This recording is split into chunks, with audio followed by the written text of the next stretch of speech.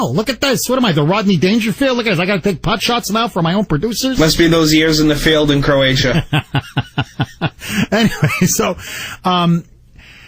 everybody wants to lead their lives on social media. It's like everybody is craving fame. And I find it incredible on Facebook, on Twitter, on Instagram, whatever. Everybody's posting pictures of themselves on everything. Like literally on everything. Here's me with my boyfriend. Here's me with my girlfriend. Here's me vacationing. Here's me having a cheeseburger. Here's me having a macaroni and cheese. Here's me in my bathroom. Oh, look at it. This is my new TV. Oh, and then, yeah, here's me working out. Literally, here's our new lamp. Here's our new carpet. Yeah, look at my dog. Look at my cat. I have 3 cats. Ooh, look at this. Look at my toilet. It's a beautiful toilet. Do you have a toilet like this? I flush it 16 times a day. I love my toilet. And it's not just that. They post their favorite color, their hobbies, what they read, what they watch, what they do, what they think, what their political opinions are, what novels, what books they're reading. In other words, think about it. Everybody is spying on everybody else. Everybody's life is a complete open book. Now, I just want you to stand back, okay? What if I called you on the phone? Or forget me, your friend. Your friend calls you up on the phone. Ding, ding, ding. Hello. I had Kraft macaroni and cheese just now. Okay. And, I think I'm gonna watch Law & Order.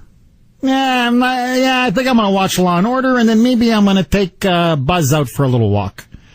Just to go out, take a walk, relieve himself before, we settle in for the night. But, okay. Like, why are you telling me this?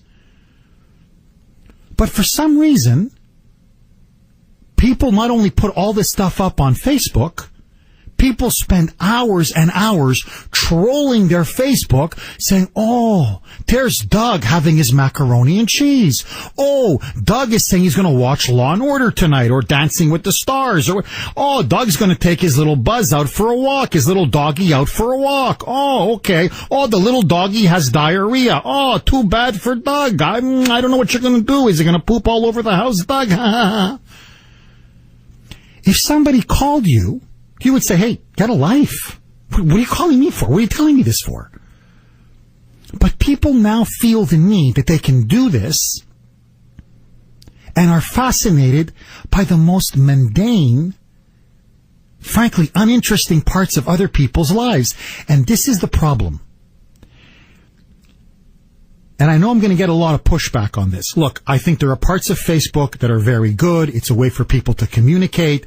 It's a way for people to band together, to share information. Don't get me wrong. There are very good things about the internet, about Facebook, about social media. But there's something within social media, if you've noticed over the last 10, 15 years, it is causing a social and cultural sickness. It's almost an addiction. And what it does is, it goes after 2 very dangerous vices. It stimulates 2 very dangerous vices. Number 1, that impulse that many of us have to be voyeurism, to look into other people's lives. And the second instinct is that of vanity, is that of pride, is that of attention. Everybody now wants to have their own reality TV show. It's like what Andy Warhol said, everybody now wants their 15 minutes of fame. And the reality TV show has become Facebook. And it started with MTV in the 1990s. Was it called Real World or whatever the show was, where literally it's like, hey, 7 strangers in a house. Let's see what happens. Let's watch their lives. Why are we so obsessed with other people's sex lives, their marriage their married lives, their personal lives, their relationships, their hygiene, their eating, their television habits? Who cares? In other words, we no longer are able to mind our own business, There's no sense of privacy anymore. Nothing. And to me, the even deadlier thing, and I go back to this story, it's like an addiction. If I need to get attention, I will even kill my son. But everybody now has to be a hero on Facebook, a celebrity, a star, somebody famous on Facebook. And everybody, I don't know why, they feel the need to put pictures of themselves on Facebook. Everything. And so what's happening is, we now have a society. Have you noticed?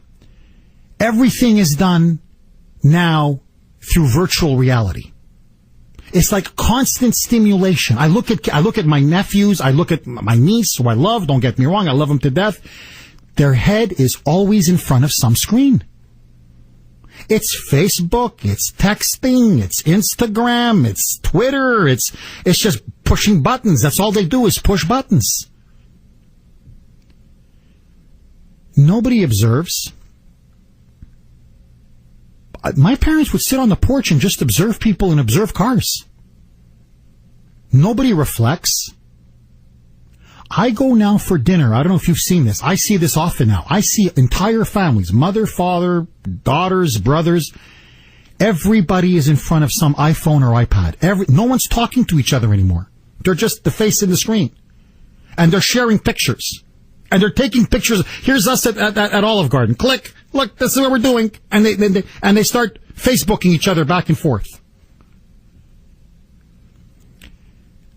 What is happening, I believe, is we are creating a society addicted to celebrity, addicted to fame, addicted to attention, addicted to voyeurism, and increasingly disconnected from reality, where we now need almost constant stimulation, nonstop. Our brains are almost being rewired. I gotta have a song. I need a song. I can't be bored. I need a song. Download something. Give me a picture. Send me a text. Send me something. I don't want to be alone for 2 seconds and just think for myself. I can't do this. I don't want to just stand there and contemplate about anything.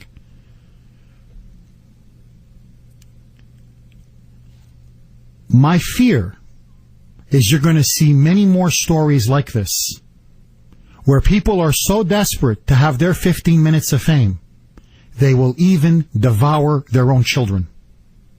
617-266-6868 is the number. Let me ask all of you this.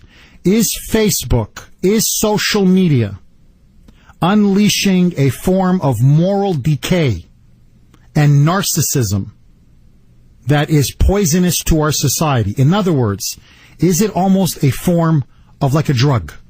617-266-6868. John, you're up next. Thanks for holding. Welcome.